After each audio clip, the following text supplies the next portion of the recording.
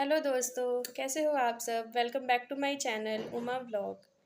तो आज का जो मेरा व्लॉग है फ्रेंड्स, वो बिल्कुल ही नए टॉपिक के साथ आज मैं आई हूँ। आज जो मेरा व्लॉग है वो रिलेटेड है बजट से, बजट प्लानिंग्स के साथ आज मैं आई हूँ।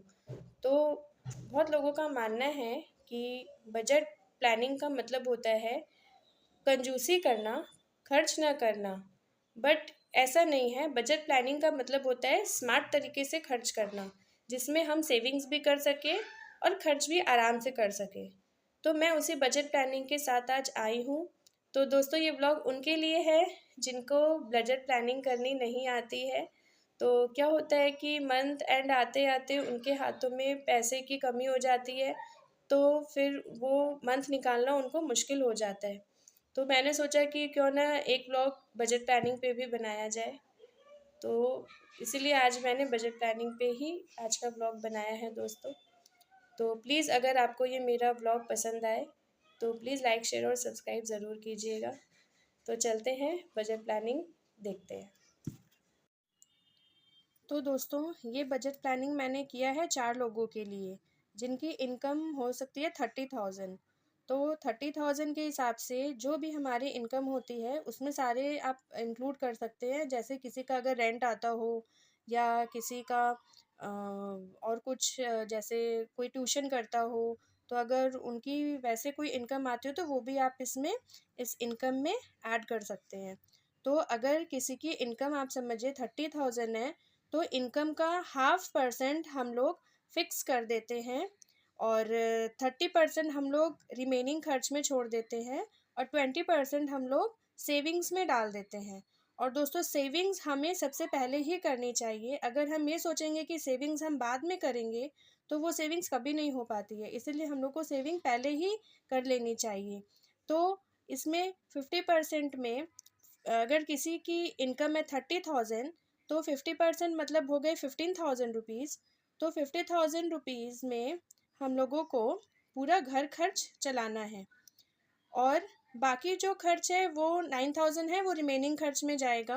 और 6,000 मतलब 30,000 का 20% हो जाता है 6,000, तो वो हम लोगों का सेविंग में चला जाएगा। तो गाइज, यहाँ पे जो एक्सपेंडिचर है, हमारे 2 टाइप के एक्सपेंडिचर होते हैं, एक है फिक्स और एक है रिमेनिंग। तो फिक्स एक्सपेंडिचर में हमारे वो खर्च आते हैं जो जो पूरे फिक्स रहते हैं, जो मतलब कम बेसी नहीं हो सकते, उतना हमें करना ही पड़ता है। जैसे आप यहाँ दे सकते हैं, यहाँ पे है रेंट हो गया या फिर ईएमआई हो गई। बहुत से लोग फ्रेंड्स रेंट में रहते हैं, या बहुत से लोग अगर अपना घर परचेज़ कर लिया है उन्होंने, तो उनकी ईएमआई जाती है। तो अभी के हिसाब से 8,000 के नीचे तो कोई हाउस नहीं मिलता है, रेंट पे हो या फिर हमें ईएमआई देनी पड़े, कम से कम 8,000 तो लगते ही हैं। तो आई थिंक 8,000 तो रेंट के लिए सफिशियंट है, या फिर आप ईएमआई दीजिए, जैसे भी कीजिए आप। और उसके बाद हमारे आ जाते हैं इलेक्ट्रिसिटी। तो इलेक्ट्रिसिटी, अगर किसी का घर नॉन एसी है, वहाँ अगर एसी नहीं है, तो 1,000 रुपीज़ मंथली का इनफ है। 1,000 रुपीज़ से ज़्यादा इलेक्ट्रिक बिल नहीं आती। और फिर आ गया गैस सिलेंडर। तो गैस सिलेंडर का भी आज के दिनों में जो प्राइस है वो 1,000 रुपीज़ है।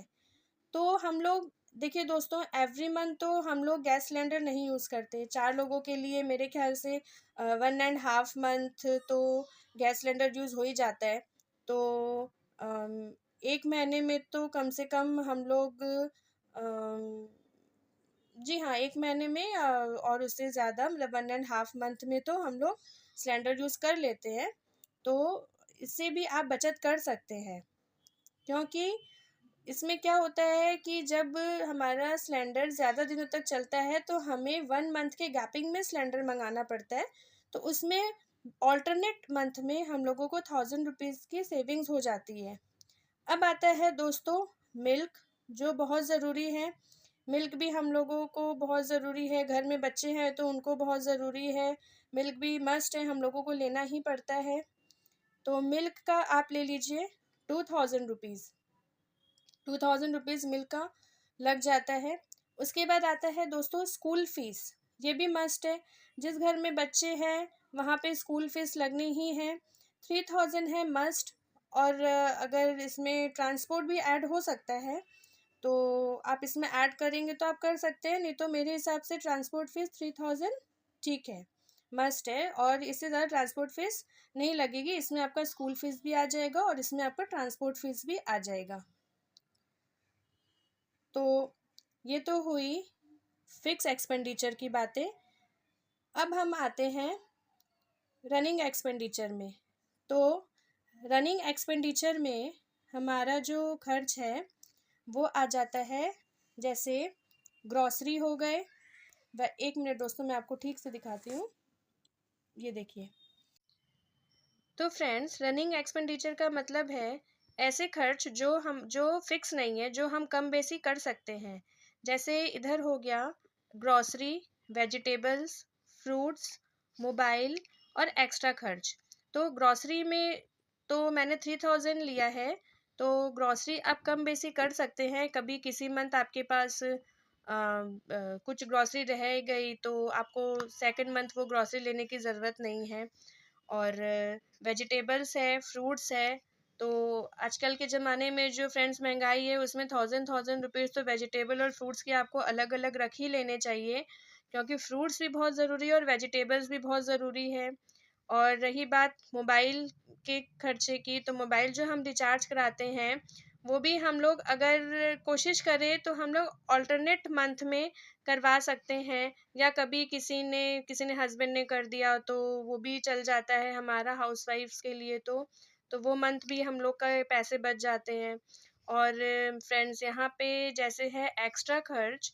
तो एक्स्ट्रा खर्च आप समझ लीजिए कुछ भी हो सकता है। जैसे कभी कोई बीमार पड़ गया हो तो उसे डॉक्टर चेकअप करवाना है, या फिर कोई घर में गेस्ट आ गए तो उसके लिए खर्च करने हैं, या फिर कुछ आपको शॉपिंग करनी है, या फिर अदर एक्सपेंस है, कुछ त्योहार हो गया तो सामान लाना होता है। तो ये सब आप समझ सकते हैं, एक्स्ट्रा खर्च में 3000 रुपीज़ आप अच्छे से डाल सकते हैं। तो फ्रेंड्स, यहाँ पे ग्रॉसरी है, वेजिटेबल्स है, फ्रूट्स है, मोबाइल है, एक्स्ट्रा खर्च है। इन सबको जब ऐड किया है तो आया है 9000 रुपीज़। तो 9000 रुपीज़ हो गया हम लोगों का रनिंग एक्सपेंडिचर। इसे रनिंग इसीलिए कहा गया है क्योंकि आप इसे कम बेसी अपने हिसाब से कर सकते हैं। और बाकी बात रही यहाँ पे जो ये रहा फ्रेंड्स फिक्स एक्सपेंडिचर की। तो फिक्स नाम से ही हम लोग को पता चलता है कि फिक्स मतलब है वो खर्च आपका फिक्स होगा, उसमें आप कुछ भी कम बेसी नहीं कर सकते हैं। तो और फिर बाकी जो 20% जो हमारा बच जाता है, मतलब 6000 रुपीज़, वो देखिए सेविंग्स में हमारा 6000 रुपीज़ चला जाएगा। तो इस तरह दोस्तों हर महीने हम 6000 रुपीज़ की बचत कर सकते हैं। और भी बचत फ्रेंड्स यहाँ पे हो सकती है, जैसे मैंने आपको बताया, अगर सिलेंडर में हो सकती है। यहाँ पे अगर कोई एक्स्ट्रा खर्च नहीं आया तो ये 3000 रुपीज़ आपका एज इट इज़ आप बचत में कर सकते हैं। तो फ्रेंड, इसीलिए बजट प्लानिंग बहुत ज़रूरी है। बजट प्लान करके अगर कोई भी हाउसवाइफ ना चले तो बहुत मुश्किल हो जाती है। मंथ एंड आते आते हाथों में कुछ भी पैसे नहीं रहते हैं, फिर वो घर चलाना बहुत मुश्किल हो जाता है। तो फ्रेंड्स, आप हमेशा बजट प्लानिंग लेकर ही चलें। यहाँ मैंने 30,000 का बताया है, आप इसको 20,000 का भी कर सकते हैं, 40,000 का भी कर सकते हैं, 50,000 का भी कर सकते हैं। मैंने जस्ट एक जो फैमिली में होते हैं आजकल, दो बच्चे होते हैं, दो पेरेंट्स होते हैं, तो उसके अकॉर्डिंग मैंने 4 पीपल के अकॉर्डिंग ये बजट प्लानिंग बनाया है। और तो दोस्तों, आप बताइए कि ये बजट प्लानिंग आपको कैसी लगी।